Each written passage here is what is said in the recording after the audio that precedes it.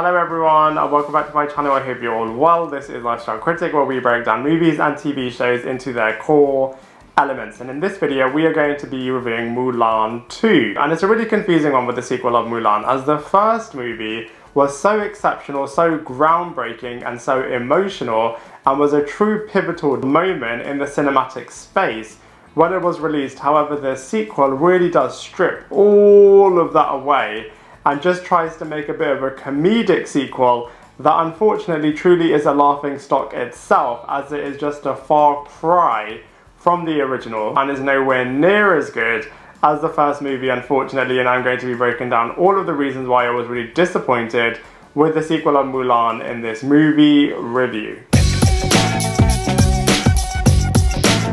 So from a storyline point of view, like I said a second ago, unfortunately the storyline for this movie is just nowhere near as good as the outstanding first movie was, as it is essentially around the emperor wanting to get his 3 daughters married off to the 3 sons of another kingdom, which incidentally is a little bit similar to the sequel to Coming to America. But anyway, along this journey, the 3 princesses fall in love with the 3 soldiers from the first movie that are hoping to get them there safely to the other kingdom, and then the movie really questions arranged marriages versus love marriages. Meanwhile, Mushu wants to try and split up Mulan and Shang, and by the way, this film is set 1 month after the events of the first movie, so Mulan and Shang are still in their little honeymoon period, but Mushu wants to split them up for selfish reasons, as he wants to keep his position on the pedestal and wants to keep his friend Mulan all for himself, and doesn't really think that the two of them are compatible. Of course, some craziness happens along the way, but unfortunately it really does feel more like a TV movie rather than a sequel to an absolute classic.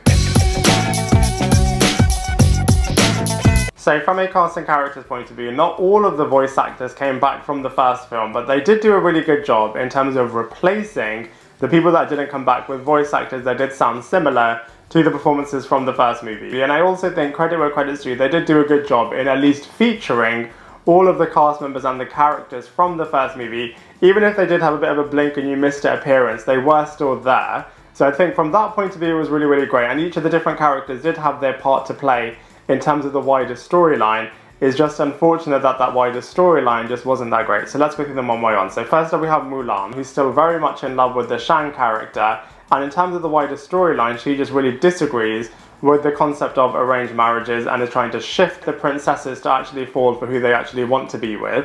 We then have Shang, who has a very different opinion to Mulan, as he just wants to do what he has been ordered and asked to do and really wants to execute and complete that mission. We then have Mushu, who, like I said before, wants to split up Mulan and Shang, and in the beginning he's just doing little jokey attempts to try and do this, but then his attempts become a little bit more catastrophic, which then leads to some disastrous things happening in this movie. We then have Cricket, who is also back from the first movie, and he is constantly trying to stop Mushu from splitting up Mulan and Shang throughout this movie. We then have the 3 princesses, who are the daughters of the emperor, and he wants to get them married off to the 3 sons of another kingdom. And weirdly, these princesses are now the main characters in this movie, and Mulan takes a little bit of a back seat.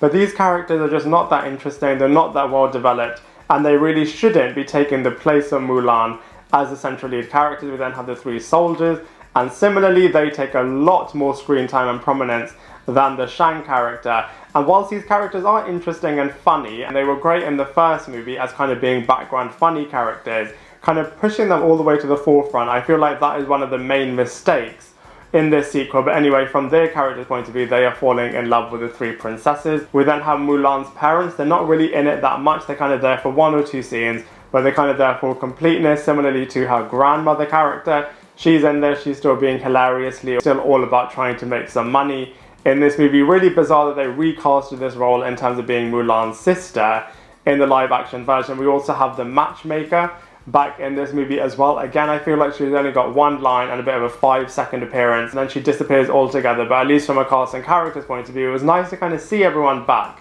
but unfortunately the parts that they were playing weren't that great.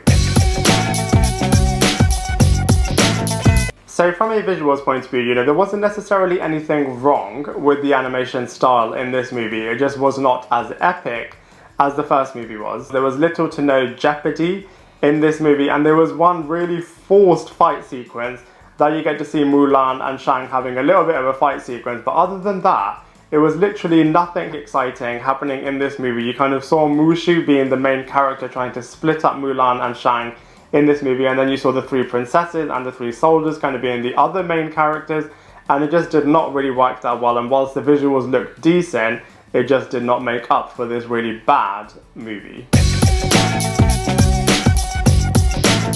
So from a comparison point of view, you know, the first movie was absolutely brilliant, and so I was expecting the second movie to at least be a little bit better than what we received, but unfortunately it's a far cry from the original. Like I keep saying, Mulan wasn't even a central lead figure in this movie. In terms of other sequels from the Disney animation space, I think Aladdin 2 and Lion King 2 are just so much better than Mulan 2, which unfortunately is just not that great of a film.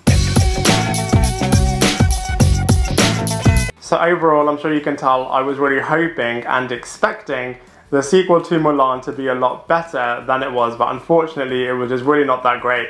The characters, great that they were all kind of back, but unfortunately the material that they were given was just not that impressive, and so unfortunately I have to give Mulan number 2 a 2 out of 10. I'd love to hear what you think, so please let me know in the comment section below. Otherwise I look forward to seeing you in my next video.